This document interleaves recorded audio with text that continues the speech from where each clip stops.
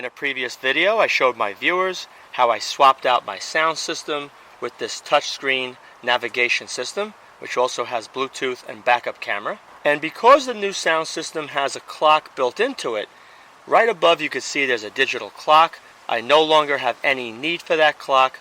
So what I'm going to be doing is taking that panel off, removing the digital clock, and installing an outside temperature gauge, a liquid crystal display that has a blue LED backlight. While I'm doing that, I'm also going to install Footwell Lighting, blue Footwell Lighting, underneath here and there. I don't want it too bright. I just want to accent this at night because it's kind of dark on each side. So in this video, I'm going to show you exactly how I do that. Let's get started. The first thing I want to do is show you exactly what I'm going to be using when I pull out this digital clock. Right over here.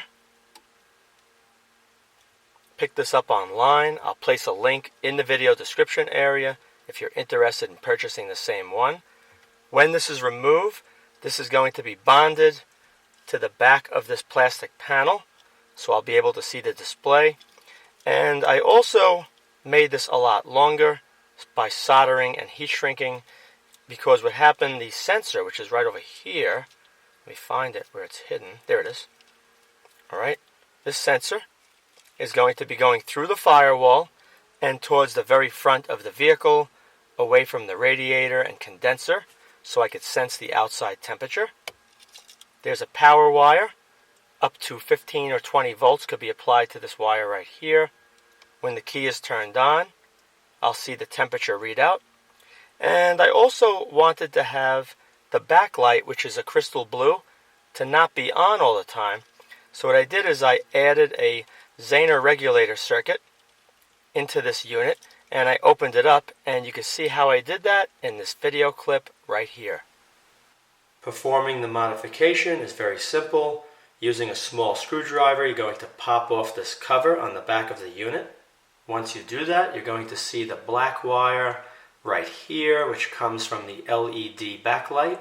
It does a loop, goes to the top one, and the red wire makes a loop the same way and gets connected to the board right here. You're going to grab it, wiggle it until it comes off, and then you're going to have the wire right here, which is positive, going to the backlight. You're going to solder a wire, which is a little larger, like one you see right here, onto the wire right here once you pull it off. Put heat shrink tubing over it, carefully tuck it back inside the unit, and then you're going to stick it through the hole here where the red and the black wire were positioned.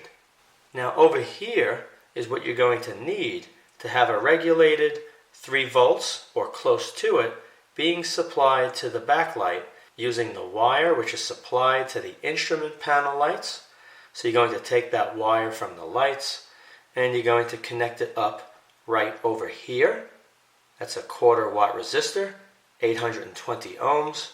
Right over here is a 1 watt. You could use a 3.1 or a 3.3 volt Zener diode. And over here, for added protection against transients and spikes in voltage, is a TVS diode. This is a 24 or I believe a 25 volt TVS diode. And you're going to connect it across the power going to the backlight panel. So over here on the TVS diode is the line, and that's the cathode, and the other side is the anode, which goes to chassis ground or battery negative. The same goes for the Zener.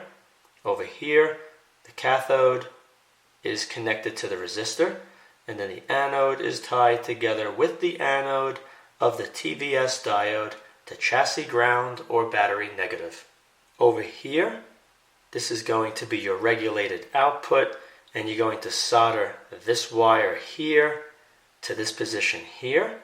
And then when you turn on the key and turn on your lights at night, the backlight will go on, and then during the day, with the instrument panel lights off, you will not have any lighting on this module. Very simple. Battery negative here. Over here, wire from the instrument panel lights, and over here is the power output to the module. Also, You have two wires here going into the connector or the harness. Just cut away this harness, you don't need it. You're going to be left with the red and the black only. Throw this away and throw that away. For the footwell lighting, I'm going to be using these LED strips, which is blue. Self-stick, peel off the backing, clean the area where it's going to be mounted with rubbing alcohol, and you can secure it nicely. Both of these are connected in parallel, positive to positive, negative to negative. I added a lot of extra wire, and I don't want these too bright. I don't want to be driving down the road and having the entire inside of the vehicle lit up. I just want that accent lighting by the footwell area. So I also added a 50 ohm 1 watt resistor between the negative, it's in series with the negative wire leading to both of these, and then the positive goes straight out. Now the radio, there was an extra wire inside the harness that I did not use, which is connected to my running lights. So what I'm going to do is remove this panel, access the harness where the running lights are, and I'm going to tap this into the running lights. And for this one over here, this also comes on at night with the running lights, so I'm going to tap into that as well. So to get started, first let me remove this panel. Okay, I removed the panel, just pulled it off, it's held in by clips. Here it is, right here. Take a look at the back. I'm going to unscrew this screw and that screw, and this is exactly where the clock is located. I'm going to remove that whole module, and I'm going to glue in or find another way to secure that temperature sensing LCD. This is the harness that I'll be probing, looking for the running lights. This one here supplies power to the clock. It will now be supplying power to the temperature sensor. I'm also going to take the wire that illuminated the clock at night and use that to illuminate the temperature reading on the LCD display. I'm going to position the new display right in here. When that's done, I'll come back and then we'll probe these wires and connect it up. Alright, I removed the clock module. It's in my hand. I have all the buttons put to the side. It's the old one. Now what I have to do is adapt this so that my screen is displayed right in the center of that opening. And I think what I'll do is just have the hours, minutes, and seconds button permanently glued in the same position they were, and I'm just going to ignore them, which is a lot better than having these openings. So I'll glue those in position. Let me set everything up, and I'll be right back to show you what I did. Okay, I broke out the green window on the old clock, and it just so happens that this fits perfectly right inside here. This will drop right in. Alright, I'll center it. It'll be glued in, and I'll also put some silicone, and I'm going to glue back these buttons in the proper position, and then you'll never know the difference. Let me connect this all up, put the back cover back on, and put it back inside the unit, and we'll take a look. Okay, and this is what it looks like when it's all assembled. Hot melt glue holds it in, and some silicone as well to ensure that it does not fall out if the hot melt glue separates. Now I'm going to mount this back into the panel and wire it up. Okay guys, you can see how nice this looks. It's all installed. None of these buttons move. They're all fixed. And you can see how nice the display looks. It's centered. Now I'm going to bring this back into the vehicle and show you how I'm going to install it. Alright, I probed the harness going to the clock, and I discovered that the blue wire is the running lights. The orange wire right here is constant 12 volts, so when the key is in the off position, the clock is always able to maintain the proper time. The third wire is black or battery negative, and the pink wire is ignition key on. So I'm not going to be using the orange wire, but I'm going to be using the ignition key on, the one for the lights, and the ground. So let me cut those. Now it's very simple to connect this up to the temperature module, strip the pink wire and the black wire, and I'll use these heat shrink butt splices to connect this to the red and black wire going to the temperature gauge. And then I'm also going to use the black wire and the blue wire going to the portion of the temperature module which I showed you earlier how I modified to be used with the running lights. Let me connect it all up, come right back, show you what it looks like, and then I'm going to take the temperature sensor wire, insert it right through here, down under the dash. I'll show you exactly where I'm going to be mounting it. The butt splice connectors were just a little too large for this wire because these were kind of thin, so I ended up twisting them together, soldering them, and applying the heat shrink. Originally, I was going to mount the temperature sensor at the front of the vehicle, but after thinking about the radiator, condenser, and heat from the engine, I decided to mount the sensor on one side of the vehicle along the rail so it would be far away from any source of heat. So I routed it along this rail, and you can see the sensors mounted right here. Let me zoom in. What I did is I pushed it through this rubber grommet.